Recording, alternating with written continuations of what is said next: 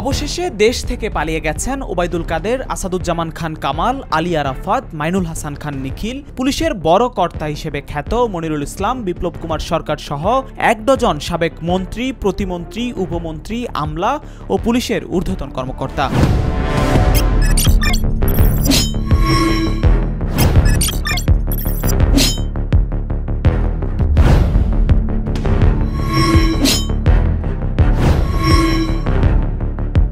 শুধু তাই নয়, তারা এখন কে কোন দেশে অবস্থান করছেন তার তথ্য পাওয়া গেছে বিভিন্ন সূত্র থেকে।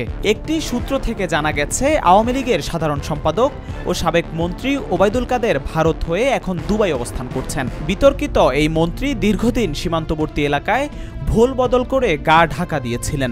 ৮ আগস্ট তিনি সীমান্ত দিয়ে ভারত চলে যান। এরপর নানা ধরনের দেন দরবার করে সম্প্রতি দুবাই পাড়ি জমিয়েছেন কাদের।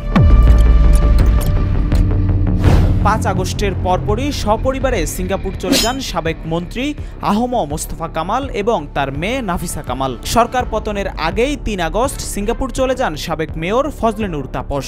সাবেক স্বরাষ্ট্রমন্ত্রী আসাদুজ্জামান খান কামাল এখন সপরিবারে সিঙ্গাপুর অবস্থান করছেন বলে জানা গেছে। গত সপ্তাহে তিনি দেশত্যাগ করেন বলে একটি সূত্র দাবি করেছে। অথচ আগস্ট মাসেই কামালের দেশত্যাগে নিষেধাজ্ঞা প্রদান করা হয়। তারপরও হত্যা মামলা নিয়ে কিভাবে দেশত্যাগ করছেন এসব নেতারা, এমন প্রশ্ন এখন জনমনে ঘুরপাক খাচ্ছে। এদিকে গত ১০ সেপ্টেম্বর লালমনিরহাটের পাটগ্রামের দহগ্রাম সীমান্ত দিয়ে পুলিশের যুগ্ম কমিশনার বিপ্লব কুমার সরকার ভারত পালিয়ে গেছেন বলে জানা গেছে। তবে পুলিশের সাবেক কমিশনার হাবিবুর রহমান, সাবেক অতিরিক্ত মহাপরিদর্শক মনিরুল ইসলাম এবং আলোচিত পুলিশ কর্মকর্তা হারুন এখনও দেশত্যাগ করতে পারেননি বলে দাবি করেছে একটি সূত্র। যেসব নেতা ও আমলারা দেশত্যাগ করছেন তারা সিলেট, আখাউড়া, নেত্রকোনা, ময়মনসিংহের হালুয়াঘাট, যশোর অঞ্চল, লালমনিরহাট সহ উত্তরাঞ্চলের সীমান্ত দিয়ে যাচ্ছেন। কোনো কোনো সীমান্তে জনপ্রতি ৫০,০০০ টাকা দিয়ে পার হচ্ছেন। আবার কোনো কোনো সীমান্তের লেনদেন ২৫ থেকে ৩০ লাখ টাকার মতো বলে জানা গেছে। অবৈধ পথে ভারত যাওয়ার পর দালালের মাধ্যমে পাসপোর্টে ভারতের প্রবেশের সিল যেমন লাগানো হচ্ছে, তেমনি বহির্গমনের সিলও লাগানোর ব্যবস্থা করা হচ্ছে মোটা টাকার বিনিময়ে। যুক্তরাষ্ট্র সফর শেষে ৩১ জুলাই দেশে ফেরেন শেখ ফজলে শামস পরশ। দেশে ফিরেই বিপাকে পড়েন এই নেতা। এখনও পর্যন্ত তিনি দেশেই রয়েছেন বলে জানা গেছে। হাসিনা পরিবারের বেশ কয়েকজন এখনও দেশ ত্যাগ করতে পারেননি, যাদের নিয়ে শেখ হাসিনাও টেনশনে রয়েছেন বলে আওয়ামী লীগের একটি সূত্র থেকে জানা গেছে।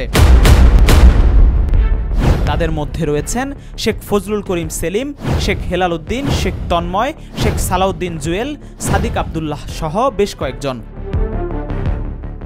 আওয়ামী লীগ সরকারের মন্ত্রীদের মধ্যে এ পর্যন্ত মোট ১৫ জনের দেশত্যাগের খবর পাওয়া গেছে, যাদের সবাই পট পরিবর্তনের পর পালিয়ে গেছেন।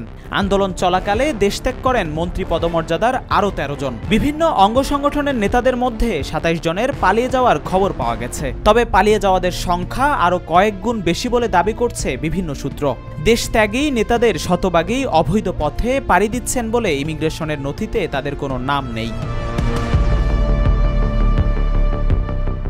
এছাড়াও আওয়ামী লীগের যেসব তারকা নেতারা পালিয়ে যেতে সক্ষম হয়েছেন বলে জানা গেছে তাদের মধ্যে রয়েছে খায়রুজ্জামান লিটন, শফিউল আলম নাদেল, বিপ্লব বড়ুয়া, মৃণাল কান্তি দাস, খালিদ মাহমুদ চৌধুরী, বাহাউদ্দিন বাহার ও তার মেয়ে তাহসিন বাহার, নিজাম হাজারি, লিয়াকত শিকদার সহ প্রমুখ।